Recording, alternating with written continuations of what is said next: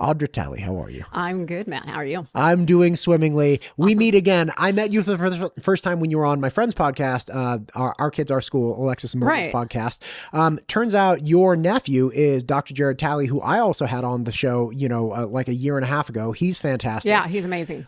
You and I also share something that you don't know that I would like to tell you. I'm in trouble now. You and I found our way to education in almost an exact mirror way. So I wanted to go to law school. So I was going to school. I went into Cal as a math major. Then I switched to rhetoric. I fell in love with writing and communication. And I decided law school was going to be my thing. So I studied for the SAT, do all the applications.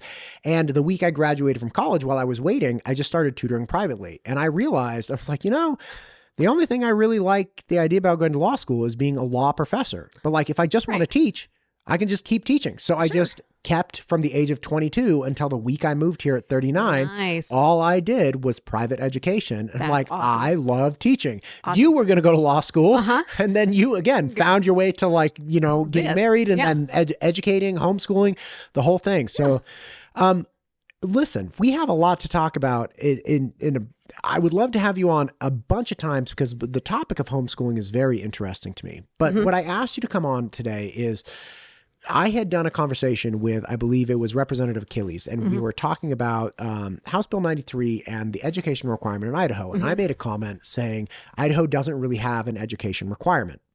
Because as I interpreted education and the requirements of education in the state of Idaho, it's like, even if we have a requirement, there's no real practical enforcement or even definition of education. And you very kindly, it was like one of the only nice comments I ever get because everybody in the comments is terrible.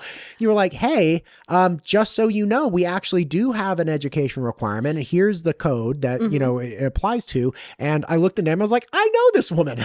So got a hold you, asked you to come in. Please explain the education requirement in the state of Idaho. Do we have one? What is it? Is there an enforcement? The whole bit. The whole bit. The whole bit. The whole bit. Okay. So whether you go to public school, private, homeschool, everything, anything involving education of children is covered under Title 33, Chapter 2. So it's 33-202, which is school attendance compulsory. This is Idaho's education statute. And I'm going to read it just for the sake of clarity. The parent or guardian of any child resident in the state who has attained the age of 7 years at the time of the commencement of school in his district, but not the age of 16 years, shall cause the child to be instructed in subjects commonly and usually taught in the public schools of the state of Idaho. To accomplish this, a parent or guardian shall either cause the child to be privately instructed by or at the direction of his parent or guardian, or enrolled in a public school or a public charter school, including an online or virtual charter school or private or parochial school, during a period in each year equal to that in which the public schools are in session. They're to conform to the attendance policy and regulations established by the Board of Trustees or other governing body operating the school attended. So that is Idaho's education statute. And you notice that it covers private schools, it covers public schools, parochial schools, and it covers homeschooling as well. And I'm going to find the phrase here, shall cause, you're going to have to cause the child to be privately instructed by. That's where homeschooling comes out.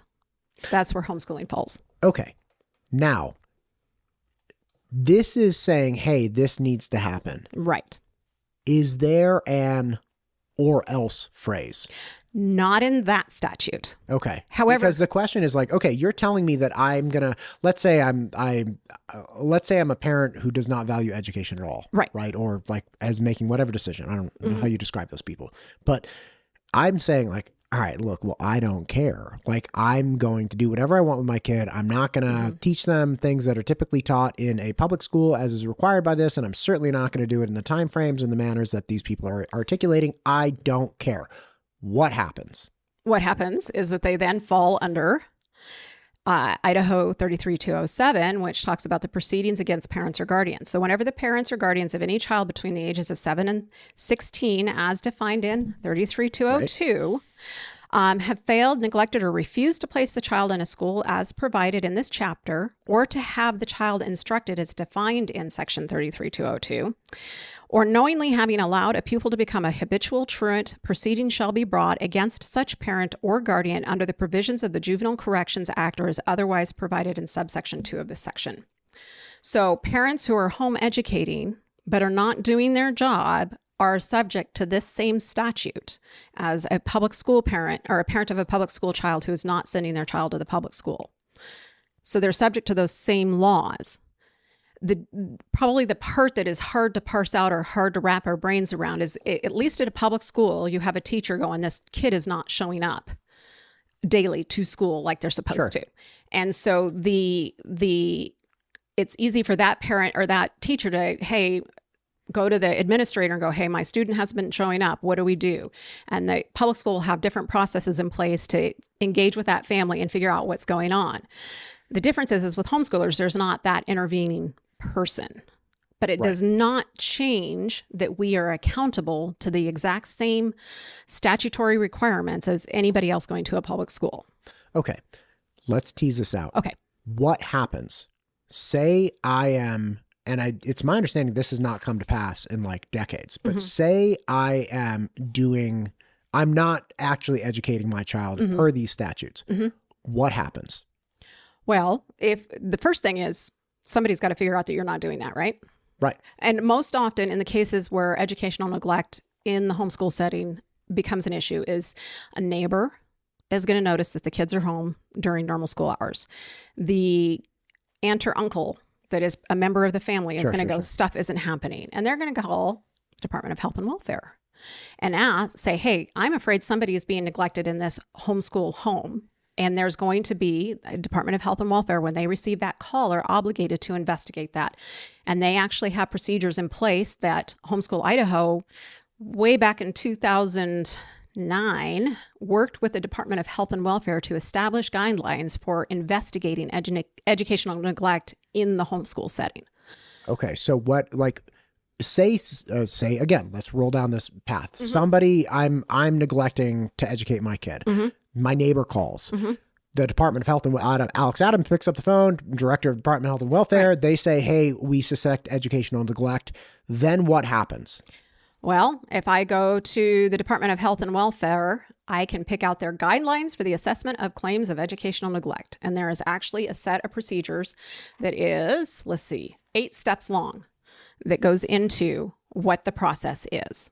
So they are going to follow those guidelines. And step 1 is that a referent makes an allegation. If a referent makes an allegation of educational neglect, stating that the child is being homeschooled, the intake social worker will explain to the referent that homeschooling itself does not constitute an allegation of educational neglect. So just the fact that they're homeschooling isn't educational neglect. At that point, they may just let it be. If that's all the complaint has attached to it is their kids aren't in school and they claim to be homeschooling and it doesn't look like they're homeschooling, that's not adequate evidence. Sure. Again, but this is where we tease out. Okay, so somebody, let's say they get past that hurdle and somebody arrives at my house and they're like, hey, Matt, we suspect or we're worried that there might be educational neglect going on. What is the checklist of things that I have to prove I'm either attempting to teach or have taught my kid to establish I have not neglected them from education? And this is where it's kind of gets a little foggy in that area. Okay. Because, well, part of it is there's a lot of steps between getting that phone call and saying, hey, we're concerned there's educational neglect happening, to the stage of somebody coming into your home and looking at what you're teaching your child and saying that doesn't measure up to whatever the standard is. There's a lot of steps in between. And let's say this is not an act that would be taken lightly. Like, I'm not trying to minimize this, but let's just say all of the things go through and then they arrive. What's the determination with, like, this is the education we can see has been delivered or has taken or whatever that would prove neglect or not? It's going to end up in a court. They're going to have to, the Department of Health and Welfare is going to have to refer you to refer the situation to a prosecutor, and it's going to be determined within a court setting. So it's going to end up with, like, for example, we had a situation that went before the Ada County years and years ago. Ada County District Court is where it ended up. There was an accusation of educational neglect, and both sides were like, no, I'm not neglecting my child, but I don't have to prove to you that I'm educating my child. And the other side was going, well, yes, you are. You are not providing proof that we are educating our child. And it escalated to the Ada County. It was a family unit that was arguing. Well, it was actually the Ada County School District years ago. They took it upon themselves to verify that homeschoolers within their district were educating to the standard that was established in law. And the family they went to and talked to didn't want to provide proof because I'm homeschooling. I don't need to provide this proof. And it kind of, and I could run through all the gory details of what that looked like because that was quite a drawn out process. But in the end, in order to establish what was or was not happening, what qualified as education or didn't qualify as comparable education, ended up in the court. So the statute is you have to be teaching something on a regular basis and at an analogous kind of schedule that is common to be taught within the public school. Right. So essentially, the state's requirement is that you teach what the state's teaching. Right. That you meet the requirements of language arts, math, science, and social studies. That you have to be teaching those 4 topics at minimum. Those are the commonly taught subjects. Anything else above and beyond that, are considered electives. So as a homeschooler, I need to be teaching my kids these 4 subjects in order to meet the minimum criteria. And it's also reasonable to expect that a homeschool family is also going to be teaching these things at grade level. But grade level looks a little different depending on when you enroll your kids. So if you put your kids in a public school at, kindergarten at 5, first grade at 6, but the law does not require me to start educating my kiddo until they're 7. So they don't start school at kindergarten level until they're 7. They're going to be at two different ages. They're going to be 2 different ages at the same grade. So there's variabilities within that have to be accounted for in the homeschool setting, that it's going to look different than you would see in the public school setting. This is wild. This is wild time. So ultimately, I've talked to a lot of different homeschool people, and ultimately the sentiment is kind of like, hey, I want to be in charge of what my kid learns. Right. But the educational requirement of the state of Idaho is not in line with that. It's like, no, you don't get is it carte blanche or carte blanche? Whichever one you want to use. Oh my God, you don't get carte blanche for whatever you want to teach. It's like, no, you got to teach these 4 things. Right.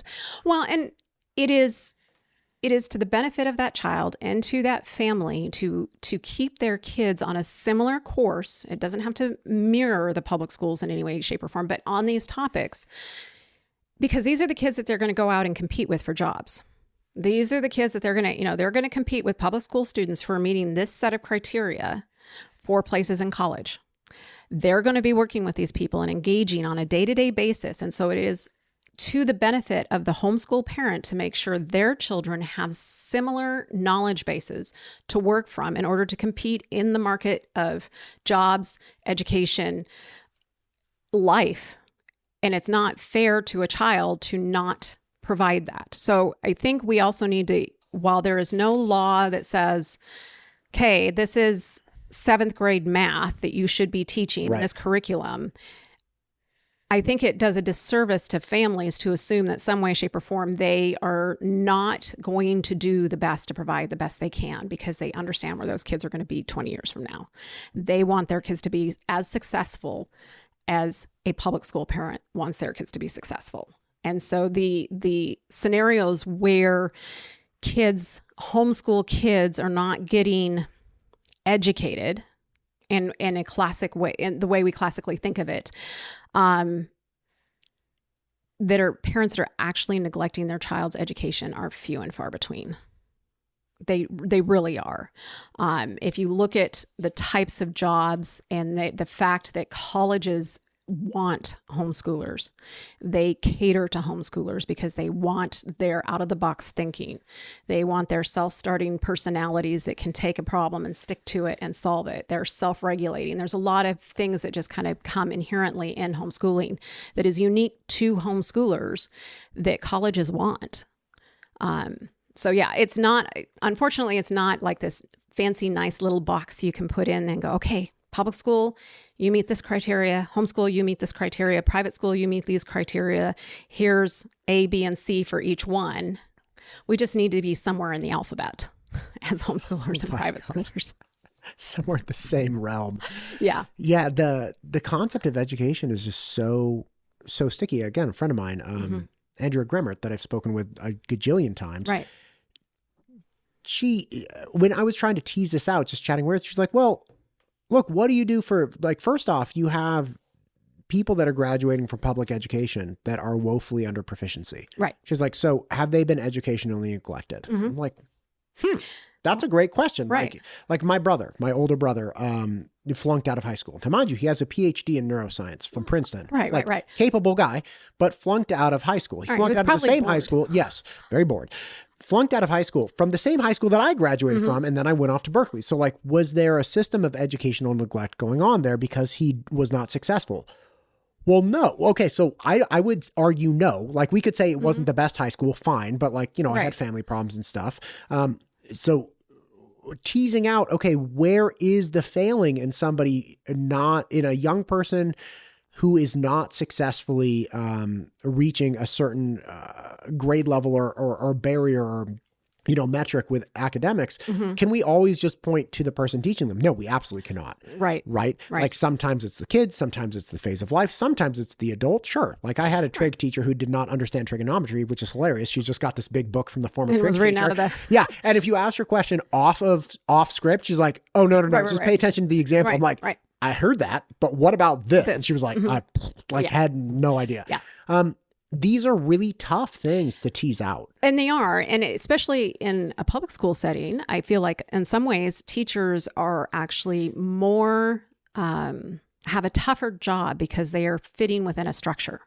They're fitting within a format, a classroom setting, certain number of students, certain number of hours, certain curriculum that ties their hands in a lot of ways that make, like your brother's situation, possible because they couldn't adapt to what his needs were. Right. And it's just the nature of that beast. It's not the teacher's fault. Or you could say maybe it's the teacher's fault. You could say then it was your brother's fault. It was the system's fault. It was everybody's fault. Everybody contributes in some way, shape, or form to either the failure of a student or the success of a student. I like that version a lot more than like, it's not the teacher's fault. It was like, no, it's everybody's fault. Like everybody came to the table and everybody understands what the result was. Now, how much it was the teacher's fault, you know, like we have cases, I'm very good friends with Deputy Gomez, Officer Gomez, who he's an SRO, and we, you know, work on tech, making parents aware of technical tech dangers in the state of Idaho. Right. And you've been working on stuff for parent tech in the parent tech schools. awareness. Yes. And by the way, that is available to every homeschool family. Okay, great. So if anybody's homeschooling, like I'd be happy to do a presentation for you guys, but anybody's homeschooling, they can just go to fortifyyourkids.com, send me a note, say I'm an Idaho homeschool person. I will absolutely get you the free tech awareness program that we supply to the public schools and everything. Great. That's good to know. So, but he's talking about, he is an SRO in a variety of districts and has worked in several districts throughout his career. And he's like, look, some of them literally, we are marginally babysitting. I'm like, oh, well, that's terrible. He's like, there's nothing the school can do about it. Right. I was like, well, what do you mean? He said, he showed me a picture of kids that were literally sleeping in tents over Idaho winter. So he's like, this is their house. They haven't showered in a month. They're coming to school. They have no food security. Like, these schools they are not designed to actually educate these students because they're literally trying on some days just to keep them alive. Right. 1,000%. And he's like, what do we do with that? Right. Like, how does that fit into your worldview of public education success? And whose fault is it? Is it the teacher's fault? Sure, it's the teacher's fault. Is it the parent's fault? Sure, it's the parent. Is it the kid's fault? It's not the kid's fault, right? No, it's never. You're sleeping in a tent in a field. Almost never is it the child's fault. Yeah, right. So these are really difficult things to tease out. And when bringing that lens onto homeschooling, I have heard the articulations like, well, parents are this or parents are that. It's like, listen, man, we have all kinds of all variety of success and failures within a public education system. So like, why would we expect to have such a monoform,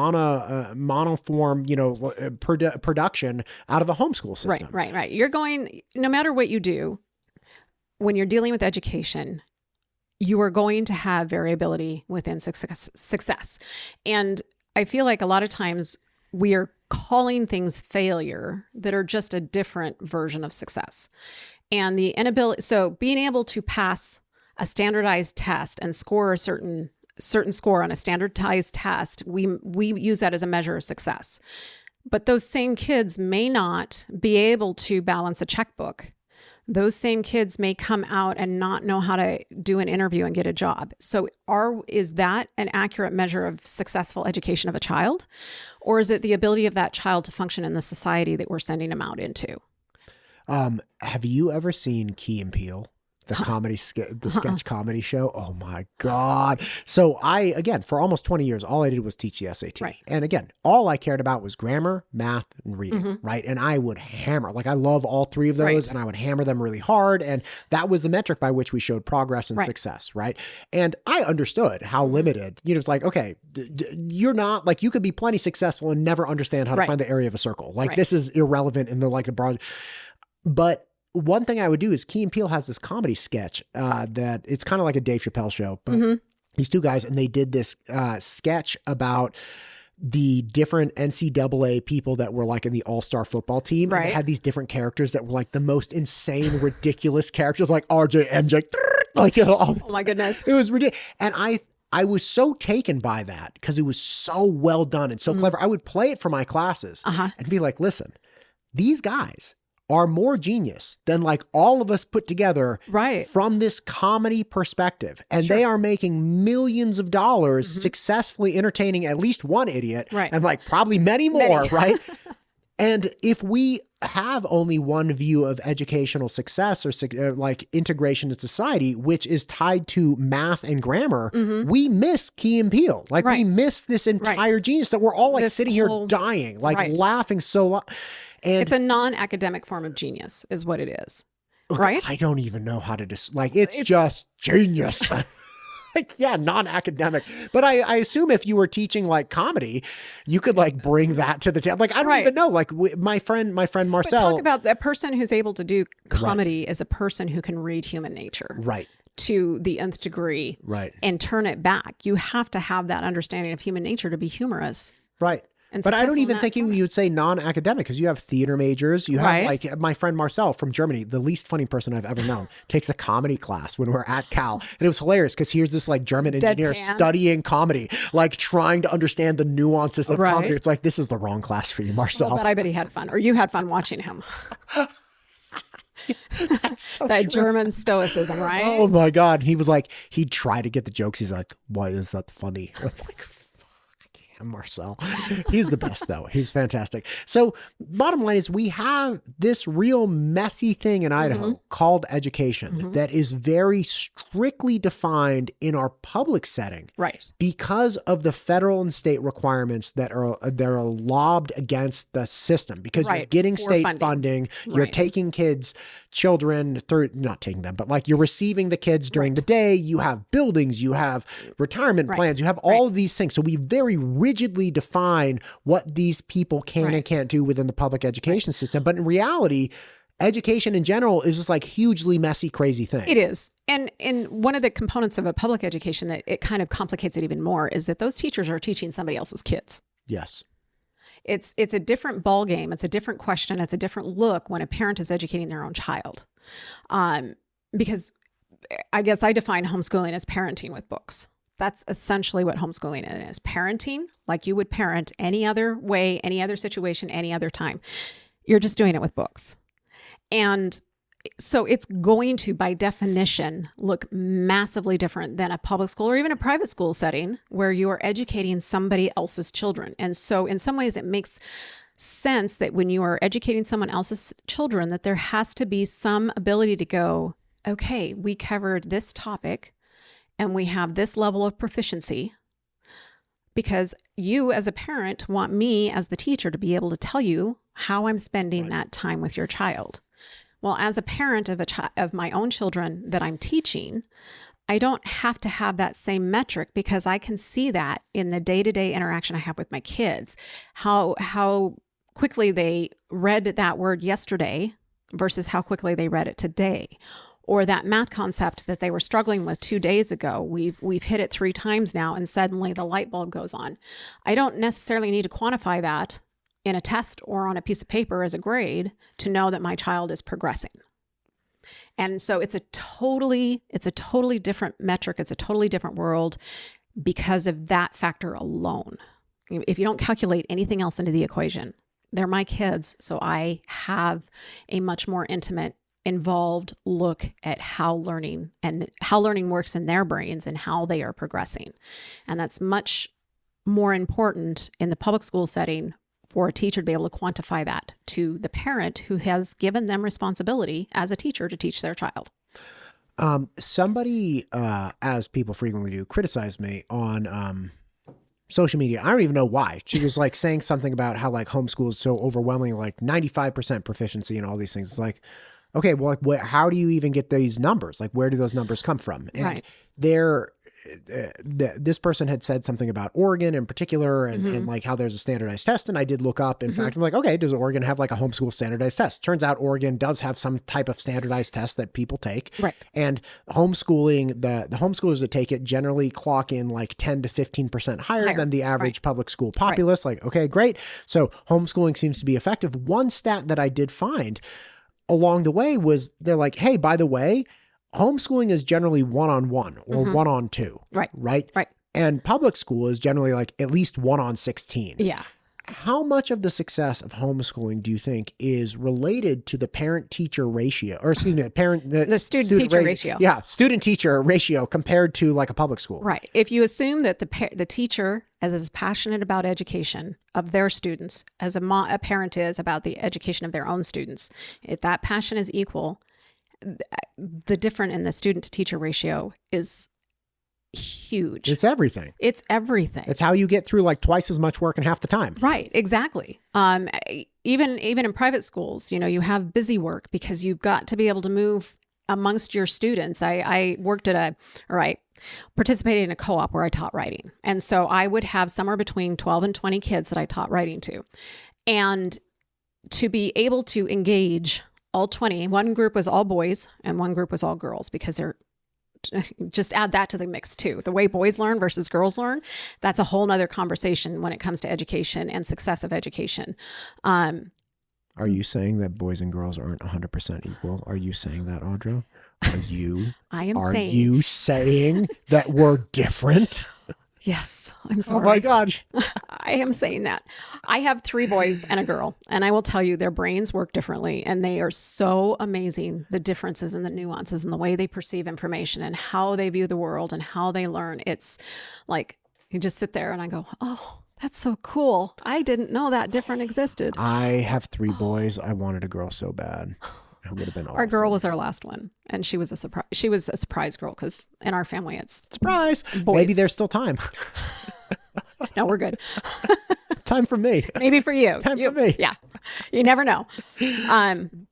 But all those other factors being equal, yes, class size and class management. Poor teachers are dealing with a whole slew of background experiences for those kids, home lives that spill over into the classroom setting, different learning abilities, different ways of learning, comprehension, ability to comprehend, problems with their eyesight, problems with hearing.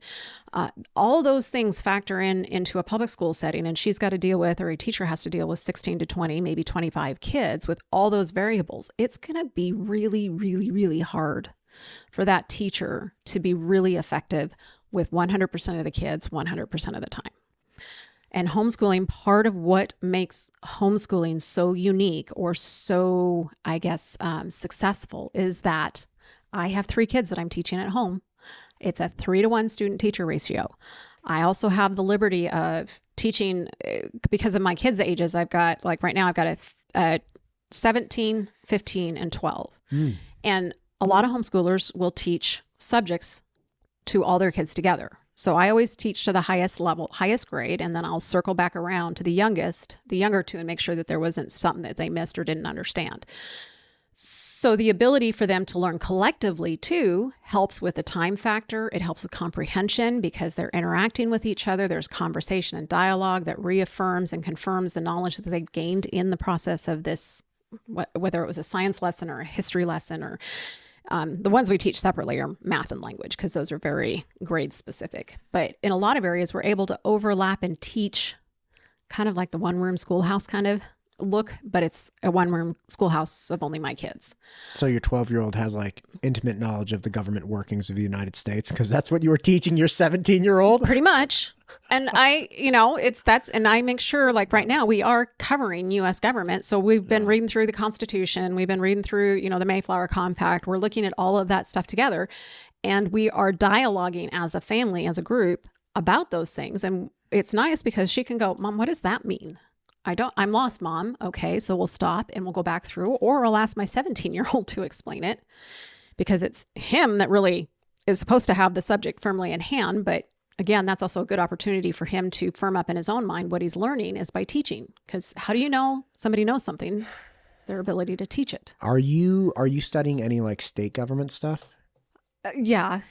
Can you tell me why it's called a pro tem? No. I don't know.